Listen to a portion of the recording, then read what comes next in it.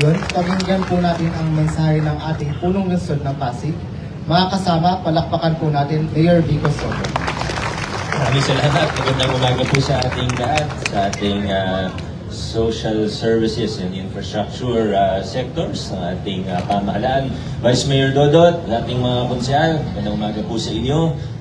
Maiksing mensahe lang po, mensahe ng pasasalamat sa lahat po ng mga tumulong sa atin sa ating mga operations itong bagyong Christine. Maraming salamat po sa inyo mula sa ating DRMO. Wala yung DRMO ngayon, nandiyan si Mother. At yung ating Peace and Order Department, talagang puro OT. Mula sa TPMO, sino pa bang kasama natin? Mga kasama, siyempre engineering, kasama rin naman natin. Mga clearing operations, kasama ng Suamo Senro, siyempre. Ang ating, pati ang puso ay aktibo nung kasagsagan ng bagyo. Talagang nag-mobilize din sila, tumutulong din po sa ating operations. Ang ating CSWDO, hindi natin pwede kalimutan, din sila yung nagsisilbing camp management natin. Sila po yung nagmamanage ng mga evacuation site. Nasa 18 yung naging evacuation site natin, sa 15 barangay, hindi ako nagkakamali.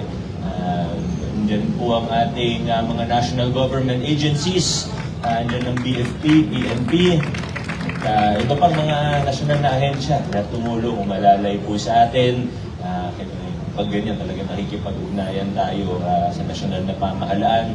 Ang mga pamahalaang barangay po natin, halos sabihin natin, halos lahat po ay naging maagap, nag-set up na tumulong mag-set up sa mga evacuation site natin kahit hindi pa kailangan o kahit nung palakas pa lang yung ulan.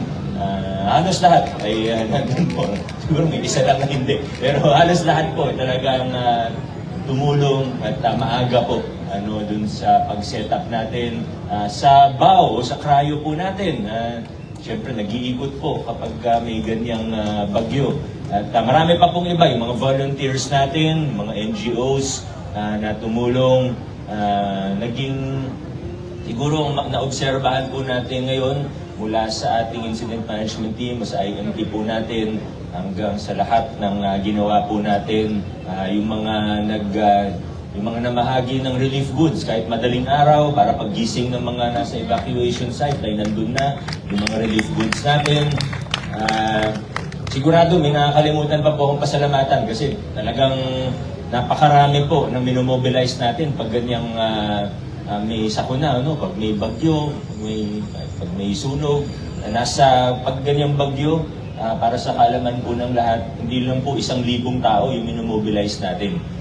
Marami sa inyo hindi na nababate o papasalamatan o nare-recognize, pero nandyan po kayo pag panahon na kailangan po natin. Kaya muli po ang ating walang sawang pasasalamat sa lahat ng ating mga kawani at pati na rin sa mga volunteer natin na tumulong noong bagyong Christine. Maraming salamat.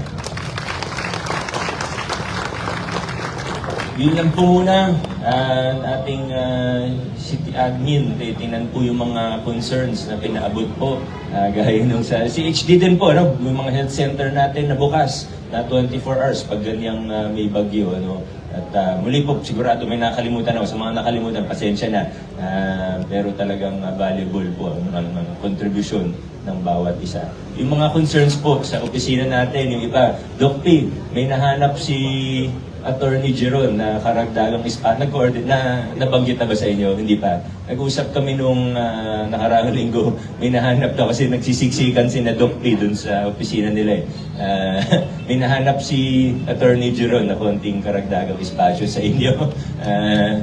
Hindi ko naman sinasabi na kailangan ng maraming space ng CHD, pero talagang nagsisiksikan.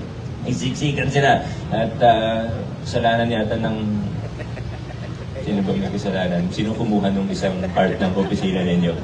Huwag din na natin sasabihin. Anyway, maraming salamat. Magandang umaga at happy Monday po sa ating lahat. Adjourn na po tayo.